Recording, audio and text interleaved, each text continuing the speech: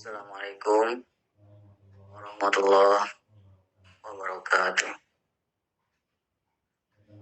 Pertama-tama marilah kita panjatkan puji syukur kehadirat Allah Subhanahu wa taala. Salawat dan salam semoga terlimpah curahkan kepada Nabi Muhammad sallallahu alaihi wasallam.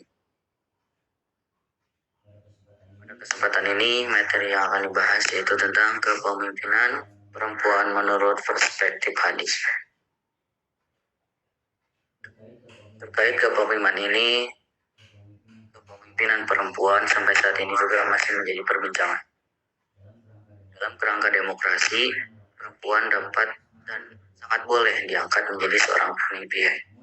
Namun pada kenyataannya dalam mengupayakan hal itu, banyak sekali hambatan-hambatan yang menghambat perempuan menjadi seorang pemimpin. Nah, apa yang disebut pemimpin di sini juga sangat luas, yaitu mulai jabatan pemerintahan atau kedinasan, komunitas agama, sampai organisasi kemasyarakatan.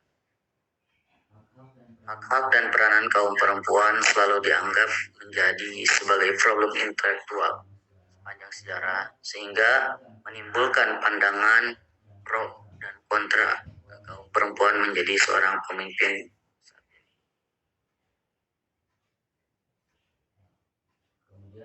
Kemudian pembahasan pada kali ini yaitu pertama pengertian kepemimpinan dalam pandangan Islam, kedua hadis yang berkaitan dengan kepemimpinan perempuan, ada terjemah dan penjelasan, pendapat para ulama, dan terakhir nilai pendidikan yang dapat dipetik dari hadis.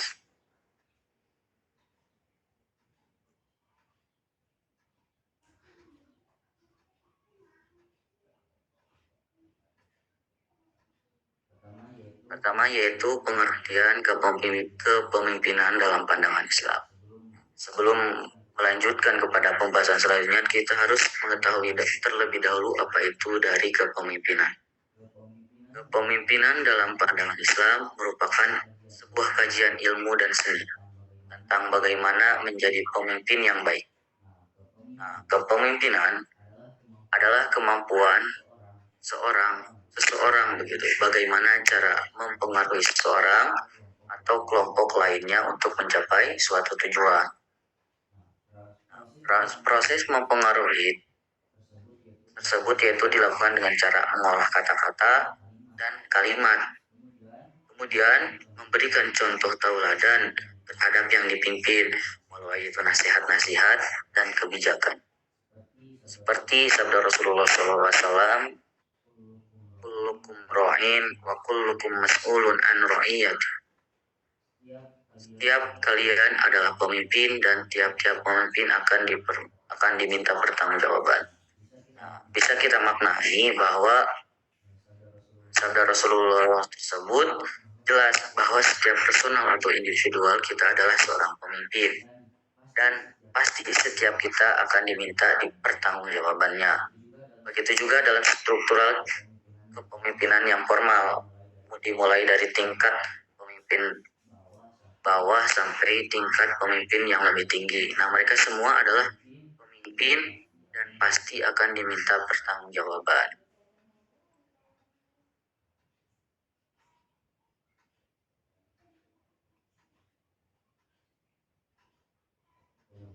Kemudian ada hadis yang berkaitan dengan kepemimpinan perempuan tersebut.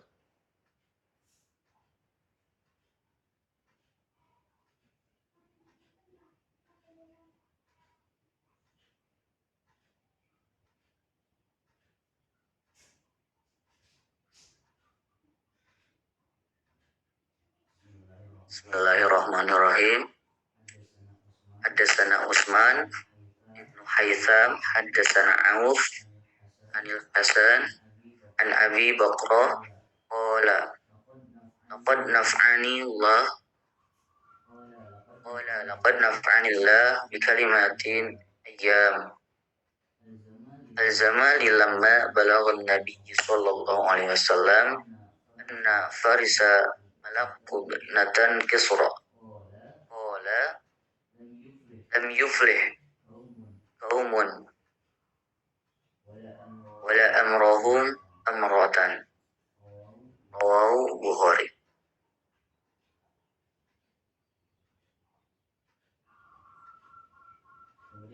Kemudian terjemah dan penjelasan dari hadis tersebut yang artinya dari Utsman bin Aisam, dari Auf, dari Hasan, dari Abi Bakrah berkata, Allah memberikan manfaat kepadaku dengan sebuah kalimat yang kudengar dari Rasulullah SAW pada hari menjelang perang Jamal. Setelah aku hampir membenarkan mereka Babul Jamal dan berperang bersama mereka ketika sampai kabar kepada Rasulullah SAW bahwa bangsa Persia mengangkat putri Kisra sebagai pemimpin. Beliau bersabda, tidak akan beruntung suatu kaum yang menyerahkan urusan kepada wanita. Gitu. Rawahu hadis Bukhari. Nah, penjelasan terkait hadis tersebut bahwa secara status hadis sendiri para ulama menyepakati bahwa hadis ini berkualitas sahih. Nah, menjadi menarik, salah satu konsekuensi hadis yang dihukumi sahih adalah ia dapat menjadi dasar hukum atau hujah dalam syariat. Dilihat dari asbabul wurudnya, diketahui bahwa hadis ini diucapkan oleh Nabi Muhammad SAW ketika putri Kisra menggantikan ayahnya yang meninggal sebagai penguasa tertinggi. Nah, hadis ini merupakan respon atas dilantiknya putri Kisra menjadi raja yang dianggap tidak memiliki kemampuan untuk memimpin. Bahkan dalam riwayat lain mengatakan putri Kisra saat diserahi jabatan ini masih kanak-kanak. Nah, dengan demikian ia melakukan pada kasus tersebut. Ini adalah asbabul wurudnya. Nah, kemudian ada pendapat sementara bagi para tekstualis memahami hadis ini bersifat umum, sehingga walaupun diucapkan dalam konteks tertentu, namun karena redaksinya bersifat umum begitu, maka ia berlaku untuk selain mereka dalam hal kekuasaan tertinggi. Nah, kemudian para pensyarah hadis itu menjelaskan peristiwa ini agar bisa memperkuat tentang kesohihan hadis tersebut. Peristiwa ini yang menyebabkan Nabi berujar demikian atau mengatakan hadis ini yaitu Al-Kisra, negeri Kisra, salah satu bagian negeri-negeri dari Persia, memiliki seorang raja yang terbunuh. Konfliknya itu yaitu konflik internal dalam kerajaan. Nah, ketahui bahwa rupanya pembunuh yang sang raja adalah anak dari raja tersebut, yaitu anak laki-lakinya. Intrik demi intrik terjadi dalam kerajaan dan singkat diputuskan bahwa Raja Kisra itu mengangkat raja dari perempuan sang Kisra. Nah, sayangnya anak perempuan ini, Kisra ini kurang sukses memimpin kerajaan. Banyak diskusi tentang sebabnya, kurang gitu kemampuannya. Ada yang menyebutkan tentang inkompetensi, ada juga yang menyebutkan bahwa kemunduran kerajaan itu adalah akibat dari Raja Kisra menyobek surat dakwah dari Nabi Muhammad SAW. Maka ia kualat dengan terjadinya intrik dalam istana. Setelah terpaksa, anak perempuan yang menjadi raja dan doa Nabi mengenai kemunduran kerajaan pun terkabulkan. Gitu. Jadi terkait sebabnya itu masih banyak yang mendiskusikan. Kemudian selanjutnya ada pendapat para ulama. Nah, dapat disimpulkan dari pandangan menurut para ulama ada 3, yaitu pandangan ulama klasik, pandangan ulama kontemporer, dan ada pandangan untuk menjadi jalan tengahnya. Nah, menurut pandangan ulama klasik, yang dominan adalah tidak tepatnya begitu. Tidak tepatnya mengangkat perempuan sebagai pemimpin dalam hal ini, yaitu dalam terkait kesaksian, terkait kodi, serta imamah kepemimpinan pemerintahan. Kemudian ada pandangan ulama kontemporer. Disebabkan muatan hadis ini, ulama kontemporer mulai mengkaji dengan sudut pandang lainnya begitu. Sebagai ulama kontemporer meninjau bahwa kasus hadis tersebut bersifat khusus, sangat khusus gitu. Hanya dalam konteks cerita kisah saja gitu. Jadi tidak umum tapi khusus gitu. Hanya pada cerita Raja Kisra itu.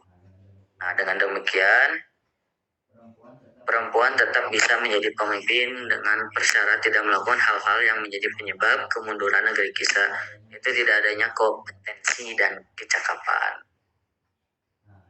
Nah, jadi untuk melihat dari pandangan jalan tengahnya, sebagai jalan tengah ditawarkan pemahaman bahwa kepemimpinan perempuan dapat dilakukan dalam urusan politik, organisasi maupun dari pemerintahan.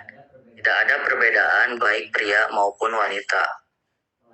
Kelayakan menjadi pemimpin bukan sebab jenis kelamin sebenarnya, namun lebih kepada potensi dan kecakapan mereka untuk menjadi seorang pemimpin.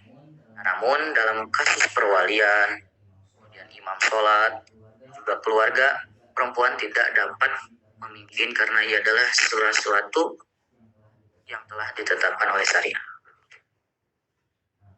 Nah, kemudian yang terakhir itu adalah nilai pendidikan yang dapat dipetik dalam hadis tersebut. Kurang lebih ada 6, yaitu pertama, skill, kemampuan, dan etika. Kemudian memberikan pertolongan kepada orang lain, menyuruh berbuat yang ma'ruf, mencegah perbuatan yang mungkar, bertakwa kepada Allah dan Rasul. Nah, pertama yaitu mempunyai skill dan etika. Hadis ini pada tataran perlunya kehati-hatian gitu mengangkat seorang pemimpin. Siapapun berhak menjadi seorang pemimpin dari sebuah negara. Tetapi dengan tetap memperhatikan yaitu skill dan etikanya untuk seorang calon pemimpin. Jadi semata-mata tidak terletak pada jenis kelaminnya gitu. Nah, kasus Putri Kisra ini seharusnya dibawa ke dalam pemahaman yang lebih luas bahwa tidak akan sukses suatu kaum yang mengangkat seorang pemimpin yang tidak mempunyai skill dan moral agama, baik laki-laki maupun dia adalah perempuan. Jadi poin pertama itu harus mempunyai skill dan etika atau moral agama. Kemudian yang pembahasan memberikan pertolongan kepada yang lain, menyuruh perbuatan yang ma'ruf, mencegah perbuatan yang mungkar, dan bertakwa kepada Allah. Nah, semua ini adalah sesuai dengan prinsip ulama kontemporer yang mengkaji dengan sudut pandang muatan hadis harus sejalan dengan semangat. Nah, dalam salah satu surat yaitu surat At-Taubah ayat 71. Yaitu yang bunyinya, yang artinya orang-orang yang beriman, laki-laki dan perempuan, sebagian mereka menjadi penolong bagi sebagian yang lainnya. Nah, mereka menyuruh berbuat yang ma'ruf dan mencegah perbuatan yang mungkar. Melaksanakan sholat, menunaikan zakat, dan taat kepada Allah dan Rasul-Nya. Nah, mereka akan diberi rahmat oleh Allah. Sungguh Allah Maha Perkasa, Maha Bijaksana. Surat At-Taubah ayat 71. Gitu. Nah, jadi dalam pemaparan hadis kepemimpinan perempuan dalam perspektif hadis dapat diambil gitu dalam nilai pendidikannya, kurang lebihnya ada 5, yaitu harus mempunyai skill, kemampuan, dan etika, kemudian memberikan pertolongan kepada orang yang lain, kemudian menyuruh berbuat yang ma'ruf dan mencegah perbuatan yang mungkar, dan terakhir menjaga atau tetap bertakwa kepada Allah dan Rasul.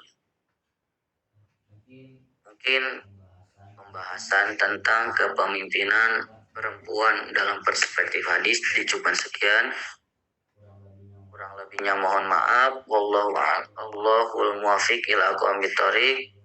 Sebelumnya wallahu alam, hanya Allah dan Rasulnya yang tahu. Wallahul muwaffiq ila aqwamit thoriq. Wassalamualaikum warahmatullahi wabarakatuh.